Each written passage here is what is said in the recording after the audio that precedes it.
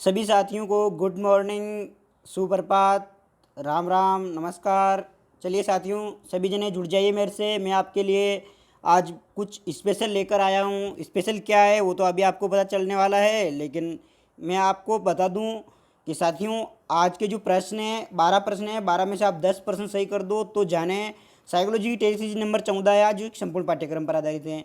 साथ ही मैं आपको कब से बता रहा हूँ कि देखो, अभी हमारे रीट की एग्ज़ाम काफ़ी दूर है ना। जैसे ही रीट की एग्ज़ाम आई और मैं आपके लिए क्या 30% कर दूंगा वापस, लेकिन अभी रीट की एग्ज़ाम काफ़ी दूर खिसक गई है। तो इसके लिए क्या, हमारी तैयारी को हम निरंतर लगातार कंटिन्यूस रखने के लिए हम क्या कर रहे हैं, थोड़ा थोड़ा कर रहे हैं। और सभी यूनिट को देखो, ऐसा नहीं कि हम किसी यूनिट में से कुछ भूल जाए। इसलिए मैं क्या कर रहा हूँ, 6 यूनिट है मनोविज्ञान में, 6 यूनिट के रोज़ 2% लेकर आता हूँ, ताकि आपकी पूरी किताब का, मनोविज्ञान की जो पूरी बुक है ना, इसका क्या होता रहे, रोजाना रिवीजन होता रहे। साथ में इसमें व्याख्या करता हूँ। ये व्याख्या बहुत महत्वपूर्ण होती है। ये व्याख्या ही इसमें अद्भुत है, और कुछ यूनिक प्रश्न भी इसमें मिलेंगे साथियों आपको। एक चीज़ और बता दूं मैं साथियों, इसमें आपको, अभी तक आपने हमारे चैनल को सब्सक्राइब नहीं किया तो इसी प्रकार की टेस्ट सीरीज जानने के लिए हमारे चैनल को सब्सक्राइब करें। और यदि आपको साइंस की टेस्ट सीरीज और चाहिए, देखो साइंस में बता दूं, रीट के लिए साइंस बहुत जटिल पड़ती है साथियों। अगर कोई बंदा का सिलेक्शन होता है नहीं होता है तो मनोविज्ञान और ये विज्ञान, ऐसे सब्जेक्ट बहुत महत्वपूर्ण होते हैं। तो यदि आप चाहते हो कि साइंस की टेस्ट सीरीज में आपके लिए लेके आऊँ, तो आप मेरे को कमेंट करके ज़रूर बताइए कि हाँ, साइंस की टेस्ट सीरीज भी आप लेके आओ। और जैसे ही मेरे को लगता है कि हाँ, आराम से, जो मतलब काफ़ी मांग है, जैसे डिमांड ज़्यादा होगी तो मैं लेके आ जाऊँगा। तो चलिए साथियों, स्टार्ट करते हैं आज का पहला प्रश्न। पहला प्रश्न क्या कहना चाहता है, देखो। और ये टेस्ट सीरीज रोज़ाना जानना, रोज़ाना आपको 10 बजे इसी चैनल पर मिल जाती हैं। रोज़ाना 10 बजे संडे को छोड़कर इसी चैनल पर आपको अवेलेबल हो जाती है। तो चलिए स्टार्ट करते हैं आज का पहला प्रश्न। आज का पहला प्रश्न क्या है साथियों, देखना, बहुत इंपॉर्टेंट प्रश्न है पहला, और इसका स्क्रीनशॉट जरूर लेना। बहुत इंपॉर्टेंट प्रश्न है साथियों। क्या कहना चाहता है, देखो प्रश्न, पहले तो आप इस प्रश्न का स्क्रीनशॉट जरूर लेना। ये इंपॉर्टेंट प्रश्न है साथियों, ध्यान देना, इंपॉर्टेंट प्रश्न है ये। इसका स्क्रीनशॉट जरूर लोगे आप, ठीक है ना। क्या कहना चाहता है, देखो, न्यूटन ने वृक्ष से सेब को नीचे गिरते देखा। मतलब न्यूटन साहब, आपने सबने सुना होगा, आइजैक न्यूटन जो है, उन्होंने वृक्ष से, सेब के वृक्ष से वृक्ष को नीचे गिरते हुए देखा, और अचानक उसने गुरुत्वाकर्षण के सिद्धांत की खोज की।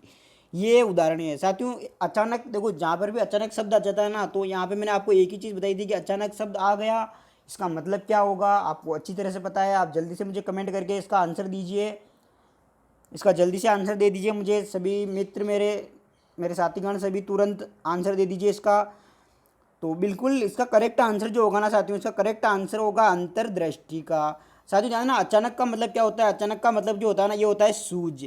जब भी हमें अचानक कोई ज्ञान पता होता है ना, उसी को हम सूझ बोलते हैं। सूझ क्या होती है साथियों, हमें अचानक प्राप्त होने वाला ज्ञान जो होता है ना, उसको हम सूझ बोलते हैं। और ध्यान देना, मैं तो आपको एक चीज़ बताऊँ, मनोविज्ञान में अगर अचानक शब्द जो आ जाए ना, या तो सूझ लगा देना, और सूझ गई पर्यायवाची है कौन, अंतर्दृष्टि। तो ये समझ में आ गया होगा। देखो, चिंतन क्या होता है, चिंतन तो एक हमारी मानसिक प्रक्रिया है। अभिप्रेरणा में एक किसी कार्य करने के लिए मोटिव, ऊर्जा देने वाला होता है, और प्रेरणा वही होती है। तो इसका करेक्ट आंसर समझ में आ गया साथियों, अंतर्दृष्टि होगा। गेस्टाल्टवाद से लिया गया ये प्रश्न है। गेस्टाल्टवाद का जो सिद्धांत है ना, उससे ये प्रश्न लिया गया है। तो आपको ये प्रश्न समझ में आया होगा। मैं अब अगले प्रश्न की ओर चल रहा हूँ, इसका स्क्रीनशॉट ले लेना। तो अगला प्रश्न क्या है, देखो अगला प्रश्न आपके सामने आ चुका है। अगला प्रश्न पेश हो चुका है साथियों, बहुत इंपॉर्टेंट प्रश्न है। और साथियों, मैंने पहले भी बताया और अभी मैं बता दूं, प्रत्यक्ष को प्रमाण की आवश्यकता नहीं होती। मैं प्रत्येक यूनिट से 6 प्रश्न ले रहा हूँ ना। इसका देखो पहला वो प्रश्न तो मैंने बहुत इंपॉर्टेंट था इसलिए आपके लिए लिया, लेकिन ये प्रश्न आपके लिए देखो यहाँ से यूनिट चलोगे, आप गिन लेना भले, मनोविज्ञान का सिलेबस खोल के बैठ जाओ और देखना कि एक एक यूनिट से कितने कितने प्रश्न आते हैं, ठीक है ना साथियों। तो प्रत्यक्ष को प्रमाण की आवश्यकता नहीं होती, इसीलिए आप, जिसको विश्वास नहीं है वो देख लेना, और पहले देख के ही विश्वास करना। देखो मैं सीधी बात ये बताऊँ, आप मेरे को अच्छी तरह से देख लेना इसको, फिर ही विश्वास करना, ठीक है। तो चलिए स्टार्ट कर, ये प्रश्न, इसका उत्तर दीजिए मेरे को। प्रश्न नंबर दूसरा जो है, ये क्या कहना चाहते हैं, देखो, मनुष्य के शरीर में हड्डियों की संख्या कम होती है। मतलब कि क्या कहना चाहता है, कुछ समझ में आया क्या प्रश्न। मनुष्य का शरीर है, उसमें हड्डियों की संख्या कम किस अवस्था में होती है, प्रश्न कुछ ऐसा कहना चाहता है हमसे, ठीक है ना। तो पहला है शैशवावस्था, बाल्यावस्था, प्रौढ़ावस्था, किशोरावस्था के बाद। तो जल्दी से मुझे बता दीजिए इसका आंसर। तो देखो ये क्या कहना चाहता है, मनुष्य के शरीर में हड्डियों की संख्या कम जो होती है ना, कम होती है, ध्यान देना साथियों, प्रौढ़ावस्था में। प्रौढ़ावस्था का मतलब होता है साथियों 18 साल के बाद। 18 साल का मतलब कि जब बालक किशोरावस्था को किशोरावस्था उसकी खत्म हो चुकी होती है और प्रौढ़ावस्था प्रारंभ हो चुकी होती है, तब उसके शरीर में हड्डियों की संख्या कम होती है। अब आपके मन में प्रश्न ये आ रहा होगा कि साहब गुरुजी कम कितनी होती है, ठीक है ना, ये प्रश्न आ रहा होगा। तो ध्यान देना, प्रौढ़ावस्था जो होती है ना, प्रौढ़ावस्था में ये ऑप्शन, ये दोनों खतरनाक ऑप्शन थे ना, इसलिए इस प्रश्न को मैंने लिया। तो प्रौढ़ावस्था में हड्डियों की संख्या जो होती है ये 206 होती है। कितनी होती है साथियों? 206। ध्यान देना, ये होती हैं और ये सबसे न्यूनतम होती हैं। मनुष्य के शरीर में हड्डियों की संख्या क्या होती है? न्यूनतम होती है। शेषवावस्था की बात करते हैं साथियों, शेषवावस्था में होती है 270 हड्डियाँ। 270 हड्डियाँ ये कितनी होती हैं? 270। बाल्यावस्था में होती है 350 हड्डियाँ। बाल्यावस्था में 350 होती हैं और ये अधिकतम होती है। तो ध्यान देना साथियों, इसको भी ध्यान रखना आप, अधिकतम होती हैं। कितनी होती हैं? अधिकतम होती हैं। ठीक है ना। तो ये प्रश्न कई बार पूछा गया है कि बाल्यावस्था में हड्डियों की संख्या कितनी होती है? तो 350 होती है। करेक्ट आंसर इसका यही रहेगा। ठीक है ना। बाद में बाल्यावस्था के बाद में अस्थिकरण की प्रक्रिया शुरू हो जाती है, जिससे हड्डियों की संख्या घटकर ये 206 रह जाती है। तो चलिए मैं अगले प्रश्न की ओर चलता हूँ। अगला प्रश्न क्या कहना चाहता है? देखो आपसे अगला प्रश्न ये कहना चाहता है कि साहब किशोरावस्था जो है ना, क्या कहना चाहता है प्रश्न? देखो प्रश्न नंबर 3 ये कहना चाहता है किशोरावस्था की प्रमुख समस्या है। साथियों किशोरावस्था की प्रमुख समस्या, ये प्रश्न मैंने क्यों लिया? क्योंकि अभी आप इसका उत्तर क्या लगाओगे देखना। किशोरावस्था की प्रमुख समस्या है। कोई सोचेगा कि हाँ यार वजन बढ़ाने की, मैं तो क्या कि किशोरावस्था में बहुत दुबला पतला था और मेरे तो ये बहुत बड़ी समस्या थी कि मैं तो क्या कि मतलब मेरा वजन कम था, तो मैं वजन बढ़ाने की, देखो खुद के ऊपर लोगे। समायोजन शिक्षा की, देखो शिक्षा की बहुत समस्या होती है किशोरावस्था में। क्या कि हमारे बहुत समय में स्थिरता होने के कारण हम क्या करते हैं कि मतलब काम के प्रति ज़्यादा हमारे द्वितीयक लैंगिक जनन अंग जो होते हैं ना, ये ज़्यादा विकसित हो जाते हैं और ये विकसित होने से हम क्या कि किसी अलग दिशा में जाने का प्रयास करते हैं, तो उसमें शिक्षा की भी समस्या आ जाती है। अच्छे परिणाम, परीक्षा परिणाम देने की। तो साथियों ध्यान देना, कुल मिला के ये ऑप्शन लगाने वाला और ये ऑप्शन लगाने वाला बिल्कुल गलत हो जाएगा। ठीक है ना। इसका करेक्ट आंसर क्या होगा साथियों? इसका करेक्ट आंसर जो होगा ना, इसका करेक्ट आंसर हो जाएगा समायोजन की। समायोजन को इंग्लिश में बोलते हैं एडजस्ट। अगर मतलब किशोरावस्था जो होती है ना साथियों, इसमें एडजस्ट यानी समायोजन की बहुत बड़ी समस्या होती है ना। समायोजन की क्या होती है? इसमें बहुत बड़ी समस्या होती है। ठीक है साथियों। तो चलिए अगले प्रश्न की ओर चलता हूँ मैं। अगला प्रश्न क्या है आपके सामने? तो अगला प्रश्न आपके सामने आ चुका है। देखो क्या कहना चाहता है प्रश्न ये कहना चाहता है साहब कि प्रश्न क्या कहना चाहता है? देखो प्रश्न को ध्यान से देखना आप। ठीक है ना। प्रश्न क्या कहना चाहता है? प्रश्न ये कहना चाहता है आपसे कि इनमें से, नीचे दिए गए हैं, इनमें से कौन सी अधिगम असक्तता वाले बच्चों की एक विशेषता है? मतलब कि अधिगम असक्तता का मतलब होता है जो बालक सीख नहीं सकता, मतलब उसके सीखने में काफ़ी कठिनाइयाँ आती है या वो सीखने के लायक ही नहीं है, ऐसे बालकों की एक विशेषता होती है। तो उसकी बुद्धि लब्धि 50 से नीचे होती है। देखो ये बात बिल्कुल ठीक है कि 50 से नीचे होती है, लेकिन कितनी होती है ये नहीं बताया गया इसमें। ठीक है ना। ये बोल रहा है देखो एक ही प्रकार की गत्यात्मक क्रिया को बार बार दोहराना, बिल्कुल साहब ये भी ठीक है, लेकिन इसमें जो करेक्ट है ना वो आपको बतानी है। अन्य बच्चों को धमकाना और आक्रामक कार्य करने में, देखो ये भी हो सकता है। ठीक है ना। लेकिन इसका ये क्या कह रहा है? एक विशेषता है उसकी। करेक्ट जो सटीक आंसर है ना वो देना है आपको। तो साथियों चौथा ऑप्शन भी पढ़ लेना। धारा प्रवाह रूप से पढ़ने तथा शब्दों को पर पलट कर जाने में कठिनाई। तो साथियों ध्यान देना, ये जो है ना, ये ऑप्शन नंबर चौथा, ऑप्शन नंबर चौथा क्या होगा इसका? ऑप्शन नंबर चौथा जो है ना साथियों करेक्ट आंसर हो जाएगा। क्या हो जाएगा इसका? ऑप्शन नंबर चौथा। ऑप्शन नंबर चौथा क्यों होगा? क्योंकि देखो धारा प्रभाव का मतलब होता है पढ़ने में। जब हम पढ़ रहे हैं ना तो लगातार पढ़ते रहिए, मतलब कभी रुक रुक के। आपने आपकी नहीं क्लास में बहुत से बच्चे देखे होंगे जो अटक अटक के पढ़ते थे। अटक अटक के कैसे? जैसे उन्होंने, जैसे कोई भी शब्द आ जाता था, मान लो कठिन शब्द आ गया, जैसे हाइड्रोजन आ गया, तो वो इसको हाइड्रोजन ऐसे पढ़ते थे ना। तो वो बच्चे क्या है कि वो इसकी बात कर रहा है। ठीक है ना। तो देखो धारा प्रवाह रूप से पढ़ने में तथा शब्दों को पर पलट जाने में कठिनाई होती है। तो ठीक है ना साथियों, ऑप्शन नंबर चौथा इसका करेक्ट आंसर हो जाएगा। अगले प्रश्न की ओर चलता हूँ मैं। अगला प्रश्न क्या है? देखो आपके सामने अगला प्रश्न आ चुका है साथियों। अगला प्रश्न बहुत इंपॉर्टेंट है। अगला प्रश्न क्या कहना चाहता है? देखो आपके सामने प्रश्न आ चुका है। आपके सामने प्रश्न साथियों ये कहना चाहता है आपसे कि जब एक क्षेत्र का अधिगम दूसरे क्षेत्र के अधिगम में सहायता करे तो उसे क्या कहते हैं?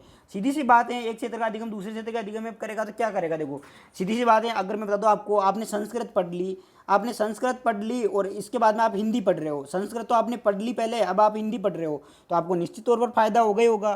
तो इसे कहते हैं साथियों ध्यान देना, अधिगम का धनात्मक स्थानांतरण, पॉजिटिव। ठीक है ना।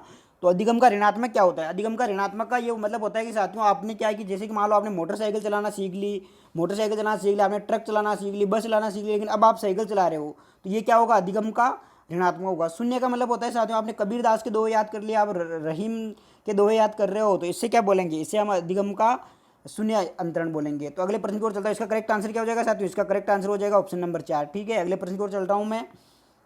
अगला प्रश्न आपके सामने पेश हो चुका है। देखो अगला प्रश्न क्या कहना चाहता है आपको? अगला प्रश्न आपसे ये कहना चाहता है कि साहब व्यक्तित्व स्थायी समायोजन है। व्यक्तित्व जो होता है ना स्थायी समायोजन है, पर्यावरण के साथ, जीवन के साथ, प्रकृति के साथ, ये सभी। तो इसका करेक्ट आंसर जो होगा ना साथियों, ये हो जाएगा ये सभी।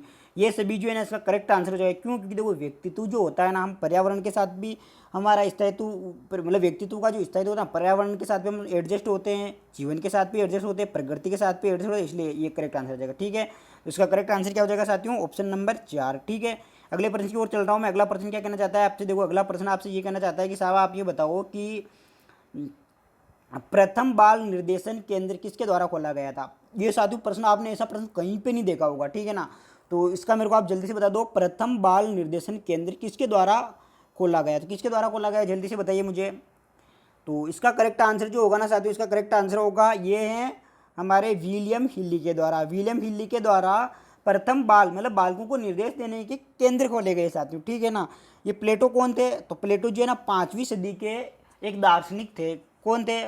5वीं सदी के दार्शनिक थे साथियों। रूसों को जो है ना, रूसों को मनोविज्ञान को विकास में इनका श्रेय है। ठीक है, तो अगले प्रश्न की ओर मैं चलता हूँ। अगला प्रश्न आपसे क्या कहना चाहता है? देखो अगला प्रश्न आपसे ये कहना चाहता है साहब आप ये बताओ मुझे कि चिंतन अनिवार्य रूप से है एक, चिंतन अनिवार्य रूप से क्या है? तो चिंतन एक अनिवार्य रूप से, साथ में ध्यान देना, इसका करेक्ट आंसर जो होगा ना, चिंतन जो है ना, चिंतन का मतलब होता है कि हम क्या, चिंतन का सीधा सीधा मीनिंग होता है साथियों, पहले तो हम किसी को विचार को सोच रहे हैं, सोचना, फिर क्या करना उन पर, एक तरह से ये बोल सकते हैं ये अगर मनोविज्ञान का शब्द है तो सामान्य शब्द इसका सोचना होता है। ठीक है ना, सोचना, समझना, फिर उसके बारे में विचार करना, ये चिंतन की प्रक्रिया होती है। तो इसका जो करेक्ट आंसर होगा ना, ये होगा मनोगतिक प्रक्रिया। ऑप्शन नंबर तीसरा इसका करेक्ट आंसर जाता है। अगले प्रश्न की ओर चलता हूँ मैं। अगला प्रश्न क्या हो जाएगा साथियों, ध्यान देना, अगला प्रश्न क्या हो जाएगा? तो अगला प्रश्न ये हो जाएगा साथियों, ध्यान देना, प्रश्न आ चुका है आपके सामने। क्या कहना चाहता है? देखो ये प्रश्न ये कहना चाहता है कि बुद्धि एवं सृजनात्मकता में किस प्रकार का सहसंबंध पाया गया? एक तो बुद्धि है, एक सृजनात्मकता है, इनमें मतलब किस प्रकार का संबंध पाया जाता है? देखो साथियों, हालांकि दोनों चीज़ को अगर हम देखें ना, तो इनमें लगभग एक जैसी है ये चीज़। ठीक है ना, लेकिन इनमें एक जैसी है, लेकिन इसमें थोड़ा सा अंतर है। वो अंतर क्या है वो आपको बताना है। तो इसका करेक्ट आंसर जो होगा ना, ऑप्शन नंबर 3 होगा। साथियों ध्यान देना, बुद्धि का जो धनात्मक रूप है ना, यही क्या है? सृजनात्मकता है। मतलब एक बालक की बुद्धि बहुत ज़्यादा होती है, बहुत ज़्यादा मतलब क्या हो गया, वो जुड़ गई, धनात्मक हो गई, यही सृजनशीलता है। अगले प्रश्न की ओर चलता हूँ मैं। अगला प्रश्न आज का जो क्या है, देखो अगला प्रश्न आपका 10वां प्रश्न आ चुका है। ये 10वां प्रश्न क्या कहना चाहता है आपसे? प्रश्न ये कहना चाहता है साहब आप ये बताओ कि ब्लूम की टेक्सोनोमी की पदानुक्रमिक व्यवस्था है। जो ब्लूम है, ब्लूम साहब है हमारे, BS ब्लूम, इन्होंने टेक्सोनोमी दी थी, यानी वर्गीकी दी थी। इसकी पदानुक्रमिक क्रमिक व्यवस्था है, इसके बारे में आप मुझे जल्दी से बता दिए करेक्ट आंसर क्या होगा। तो उपलब्धि, लक्ष्यों, पाठ्यचर्या संबंधित घोषणाएं, संज्ञानात्मक उद्देश्य, पठन कौशल, क्या होगा इसका करेक्ट आंसर? तो इसका करेक्ट आंसर होगा साथियों, ध्यान देना, संज्ञानात्मक उद्देश्य। करेक्ट आंसर क्या हो जाएगा? देखो ब्लूम की टेक्सोनोमी जो है ना, संज्ञानात्मक उद्देश्यों की पदानुक्रमिक व्यवस्था है। आज का 11वां प्रश्न आपके सामने आ चुका है साथियों। 11वां प्रश्न क्या कहना चाहता है आपसे? देखो ये प्रश्न ये कहना चाहता है कि सीखने की प्रोजेक्ट विधि, मतलब हम हमारे आपने देखा ना अधिगम की हमने शिक्षण विधि में शिक्षण की टीचिंग मेथड पढ़े थे, उनमें से प्रोजेक्ट विधि किस अवस्था के बालकों के लिए उपयोगी होती है? मतलब किसके लिए उपयोगी होती है ये सीखने की प्रोजेक्ट विधि, किस अवस्था के लिए उपयोगी है? तो किस अवस्था के लिए उपयोगी है, जल्दी से बताइए मुझे। तो ये जो उपयुक्त है ना, ये बाल्यावस्था के लिए प्रोजेक्ट विधि ठीक है, किशोरावस्था के लिए भी ठीक है, तो उपयुक्त दोनों में आ जाएगा। इसका करेक्ट आंसर क्या हो जाएगा साथियों? इसका करेक्ट आंसर होगा उपयुक्त दोनों के लिए। तो मैं अगले प्रश्न की ओर चलता हूँ। अगला प्रश्न आपके सामने पेश हो चुका है साथियों। देखो क्या कहना चाहता है प्रश्न आपसे ये कहना चाहता है कि साहब आप ये बताइए कि निम्नलिखित में से कौन सा वस्तुनिष्ठ प्रश्न है? कि ये जो नीचे प्रश्न दे रखा है इसमें से वस्तुनिष्ठ कौन सा है? इसको आप आराम से काट दोगे, ठीक है ना, इसको लघु उत्तरात्मक को भी काट दोगे, लेकिन साहब इसको और इसकी बारी आई है, इनको काट के बताओ। देखो दो ऑप्शन आराम से कट जाते हैं, लेकिन दोनों में से एक को ही सिलेक्ट करना पड़ता है फिर हमें। तो ध्यान देना साथियों, इसका करेक्ट आंसर जो जाएगा ऑप्शन नंबर दूसरे को करेक्ट आंसर जाएगा। ऑप्शन नंबर दूसरा क्या होगा? करेक्ट आंसर हो जाएगा। सत्य और असत्य जो प्रश्न होते हैं ना, ये भी हमारे वस्तुनिष्ठ प्रश्न ही होते हैं। तो ये थे साथियों आज के 12 प्रश्न। आपको कैसे लगे आप कमेंट करके मुझे ज़रूर बताएंगे। और साथियों यदि आपके 12 में से 12 प्रश्न सही हुए या 12 में से कितने प्रश्न सही हुए आप मेरे को जरूर बताओगे। जैसे कि 12 में से आपके 10 प्रश्न सही हुए, तो ये मान के चलो कि आपकी मनोविज्ञान की तैयारी बहुत अच्छी चल रही है और कंटिन्यू जुड़े रहेंगे हम साथियों। ये ध्यान देना, अगर हम 10 दिन भी मनोविज्ञान को नहीं पढ़ेंगे ना, तो मनोविज्ञान को हम 10% तक 20% तक भूल सकते हैं साथियों। मैं क्या बोल रहा हूँ, ध्यान से सुनना।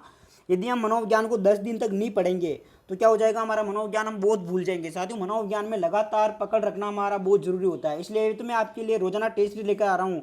जैसे हमारी रीट की विज्ञप्ति वगैरह आ जाएगी तो मैं वापस प्रश्नों की संख्या 30 कर दूंगा और बहुत महत्वपूर्ण प्रश्न आपके लिए रोजाना में 30 प्रश्न लेके आऊँगा। लेकिन जब तक हमारा विज्ञप्ति आती आती है तब तक हम इतने छोटे थोड़े थोड़ा थोड़ा ही पढ़ते हैं और रोजाना पढ़ते हैं। साथियों, थोड़ा थोड़ा पढ़ते हैं लेकिन रोजाना पढ़ते हैं। जैसे हम मधुमक्खी देखी ना आपने, मधुमक्खी थोड़ा थोड़ा शहद एकत्रित करके वो क्या बहुत सारा शहद एकत्रित कर लेती हैं, तो उसी प्रकार हम भी क्या कि थोड़ा थोड़ा पढ़ते और पूरे सिलेबस पर हमारा ये हाथ फिरना चाहिए, मतलब पूरा सिलेबस हमारा कवर होना चाहिए। ठीक है ना साथियों। तो अभी तक आपने हमारे चैनल को सब्सक्राइब नहीं किया तो प्लीज़ साथियों इस चैनल को आप सब्सक्राइब कर लीजिए और अपने दोस्तों के साथ ज़रूर शेयर कर दीजिए। और यदि आपको साइंस की जो है ना विज्ञान की प्रश्नोत्तरी चाहिए तो आप मेरे को कमेंट करके जरूर बताओगे। जिस भी विषय की आपको रीट के अंदर प्रश्नोत्तरी चाहिए आप मुझे कमेंट करके बताओगे। हमारी एक्सपर्ट टीम है, एक्सपर्ट टीम निश्चित तौर पर आपके लिए वो लेकर आ जाएगी। मनोविज्ञान का तो मैं हूँ ही सही यहाँ पे, मनोविज्ञान का तो मैं ही लेके आऊँगा, लेकिन अदर कोई भी रीट से संबंधित, अदर कोई भी रीट और राजस्थान पुलिस से संबंधित कोई भी यदि आपको टेस्ट सीरीज या कोर्स करवाना हो तो आप हमें कमेंट कर जरूर बताइए। हम उसके लिए आपको बहुत जल्दी क्लास अवेलेबल करवा देंगे। तो साथियों, चैनल को सब्सक्राइब कर लीजिए, वीडियो को लाइक कर दीजिए और अपने दोस्तों के साथ शेयर कर दीजिए। पढ़ते रहिए, मुस्कुराते रहिए। मिलते हैं नेक्स्ट वीडियो में, तब तक के लिए धन्यवाद। वंदे मातरम, जय श्री राम।